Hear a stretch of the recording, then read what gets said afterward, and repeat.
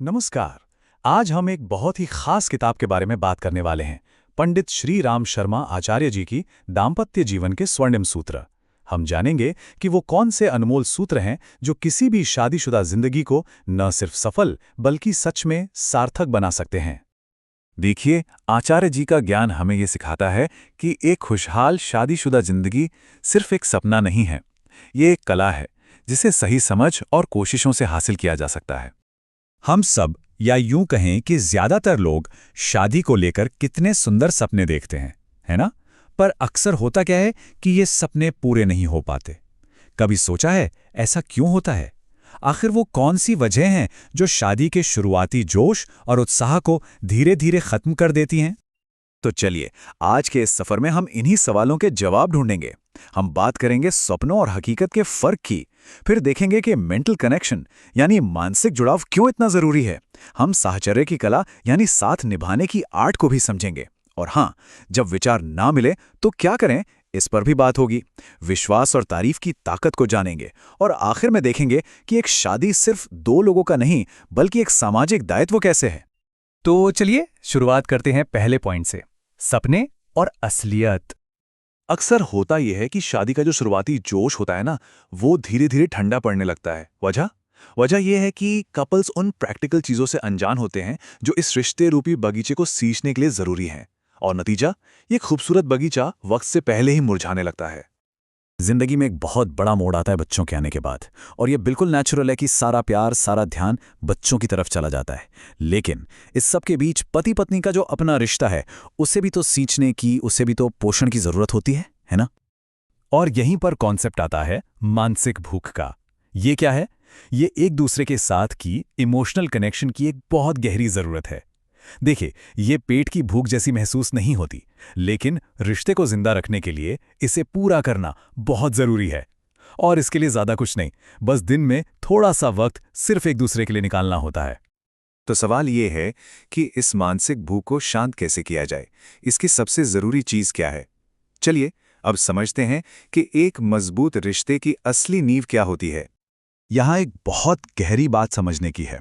देखिए, रिश्ता दो तरह का होता है। एक होता है सिर्फ फिजिकल कनेक्शन, जो अक्सर कुछ समय बाद बोरियत या विरक्ति पैदा कर देता है। और दूसरा होता है मेंटल कनेक्शन यानी मानसिक जुड़ाव। और यही वो चीज़ है जो गहरे प्यार यानी अनुरक्ति को जन्म देती है।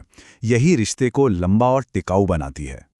अगर आपको मेंटल कनेक्शन की ताकत देखनी है ना, तो दोस्ती से बेहतर कोई मिसाल नहीं। सोचिए, दो दोस्तों के बीच कोई फिजिकल अट्रैक्शन नहीं होता, फिर भी उनमें कितना गहरा प्यार होता है।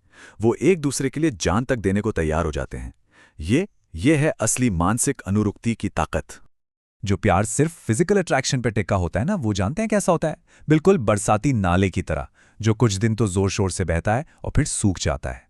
इसीलिए कहा गया है कि शादी का मकसद सिर्फ इच्छाओं को पूरा करना नहीं है, बल्कि उसे एक ऊंचे लेवल पर ले जाना है, उसे एक बड़ा मकसद देना है। ठीक है, ये तो समझ आ गया कि मेंटल कनेक्शन जरूरी है, पर सवाल ये है कि इसे अपनी रोज की जिंदगी में मजबूत कैसे बनाया जाए। चलिए अब बात करते हैं साहचर्य की कला यानी द आर्ट ऑफ कंपेनियनशिप की। ये चार बातें किसी भी रिश्ते के लिए चार मजबूत खंभों की तरह हैं। पहला, एक दूसरे के लिए क्वालिटी टाइम निकालना बिना किसी डिस्ट्रैक्शन के। दूसरा, साथ में कुछ एंजॉय करना, चाहे वो बस एक वॉक ही क्यों ना हो।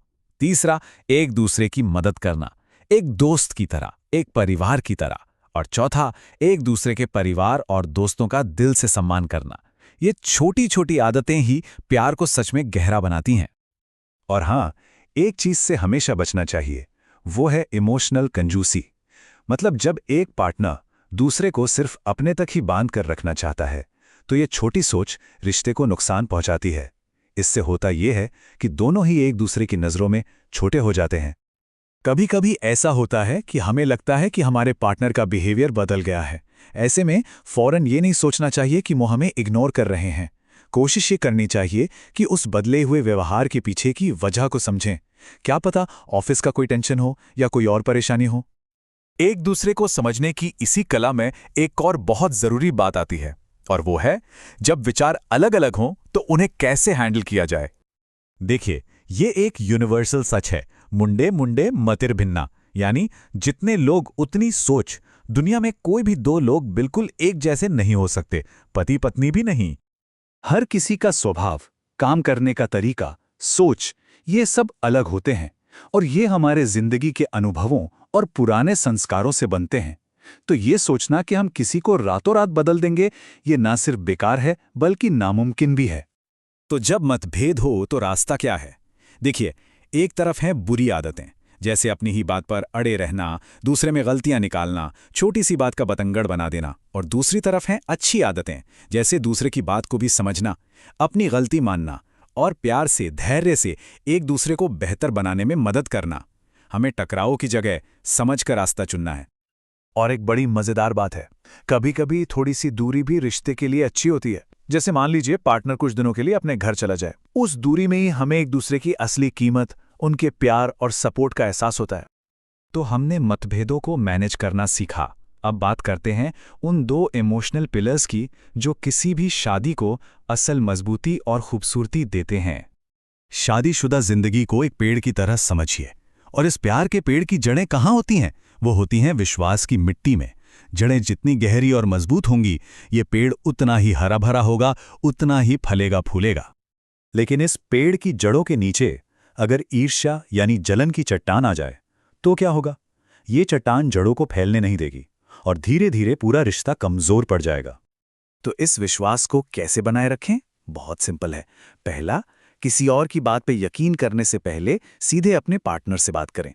दूसरा, वकील की तरह सवाल जवाब न करें। और तीसरा और सबसे जरूरी, दोनों ही एक दूसरे के भरोसे को कायम रखें। ये तो हुआ विश्वास। अब आते हैं दूसरे पिलर पर, यानी तारीफ, प्रशंसा। आपको शायद अंदाजा भी नहीं होगा कि सच्ची तारीफ एक रिश्ते में किसी जादू की तरह काम कर सकती है। देखिए, तारीफ करने का भी एक तरीका होता है। सिर्फ इंसान की नहीं, उसके काम की तारीफ करें। इसे फालतू मत समझिए, ये रिश्ते के लिए पेट्रोल की तरह है। तारीफ करने में कंजूसी बिल्कुल मत कीजिए। ये आपके पार्टनर के दिल में आपके लिए एक पक्की जगह बना देती है। और हां, ये सलाह पति और पत्नी दोनों के लिए है। तो अभी तक हमने बात की कि कैसे दो लोग अपने रिश्ते को मजबूत बना सकते हैं। अब आखिर में चलिए थोड़ा बड़ा सोचते हैं और समझते हैं कि एक सफल शादी का समाज के लिए क्या मतलब है। एक खुशहाल शादी की महक सिर्फ घर की चारदीवारी में बंद नहीं रहती। ये महक पूरे परिवार में, समाज में और यहाँ तक कि पूरी दुनिया में फैलती है। मतलब एक अच्छी शादीशुदा जिंदगी सिर्फ आपकी पर्सनल अचीवमेंट नहीं है, ये समाज के लिए भी एक बहुत बड़ा योगदान है। इसीलिए एक सफल और सार्थक शादी करना सिर्फ एक पर्सनल ख्वाहिश यानी कामना नहीं होनी चाहिए। ये एक जिम्मेदारी है, एक दायित्व है जिसका असर बहुत दूर तक जाता है। और इस सारी बातचीत का सार एक लाइन में यह है, शादी का असली मकसद सिर्फ कामनाओं को पूरा करना नहीं है, बल्कि उसे एक ऊंचाई देकर जिंदगी को मीनिंगफुल यानी सार्थक बनाना है। धन्यवाद।